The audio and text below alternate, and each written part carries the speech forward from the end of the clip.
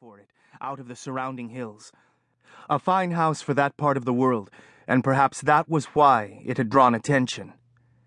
Lee stood in the fringes of the forest, unsure what to do. The fish slid unnoticed from his fingers. Why was no one fighting the fire, pumping water from the well, passing buckets, and soaking down the wood that had not yet caught? He scanned the yard. No one was there, not his father nor his brother, not anyone. Keeping within the shelter of the woods, he circled around to the back of the house, knowing the hedges and walls that quilted the gardens would give him cover. His father had come over from the old world, and he was proud of those gardens. They were civilized, hemmed in by stone, like those in their family's ancestral home. Instinct told him to stay hidden. He crouched, fading into the shadow of the stone wall where it ran near the forest, following it back to the house. The skin on his face tightened from the heat of the kitchen fire as he slipped past it, through the vegetable garden, to the back door of the house. The door was standing partly ajar. He pushed it wide open. It was a mess inside. Clearly, his family had been at the table when the attack came. Had he returned on time, he would have been among them. Food lay scattered, ground into the floor, bread and pieces of fruit, and the small cinnamon tarts that Martin liked so well. The furniture had been chopped to pieces and set ablaze like kindling. Tables were overturned, crockery shattered against the wall. Someone was either very angry or wanted to make a point. Lee circled around the shards of glass on the floor, aware of his bare feet.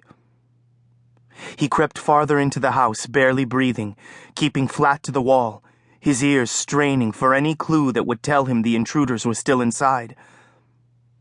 As he moved toward the great hall, he became aware of a sound, a rhythmic banging. It grew louder as he drew closer to the front of the house. As he slid his hand along the wall, he encountered something wet. Bringing his hand close to his face, he caught the metallic scent of blood. Blood was splashed all over the floors and walls.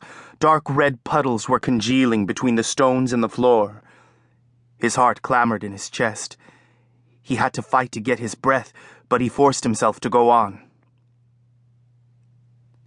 A body lay in the doorway to the hall. A man dressed too fine to be local, in a waistcoat and a silk shirt and cravat, not homespun like Lee's. He looked middle-aged, but was probably much older.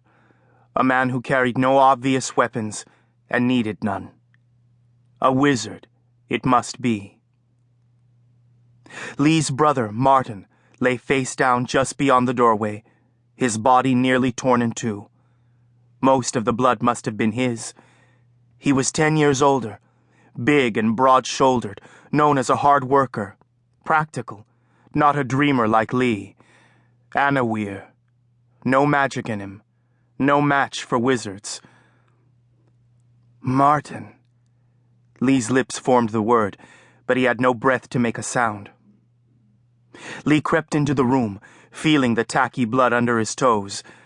There were the bodies of 2 more wizards, and then he saw his father, sprawled across the hearth, his legs in the fireplace, as if he'd been thrown there.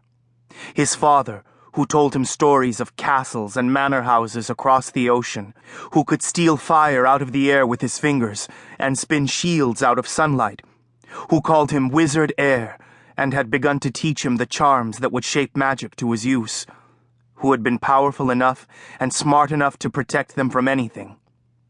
Until now. Lee fell to his knees retching and lost what little remained of his breakfast. Then he heard the noise again, the banging sound. His mother was huddled in her rocking chair next to the fireplace, her knitting on her lap. The sound he'd heard was the slam of the rocker against the wall. Now that he was closer, he could hear her knitting needles, clicking together in a businesslike fashion. But she had picked up no stitches. Although she had yarn in her basket and on her lap, she was knitting nothing. "Mama?"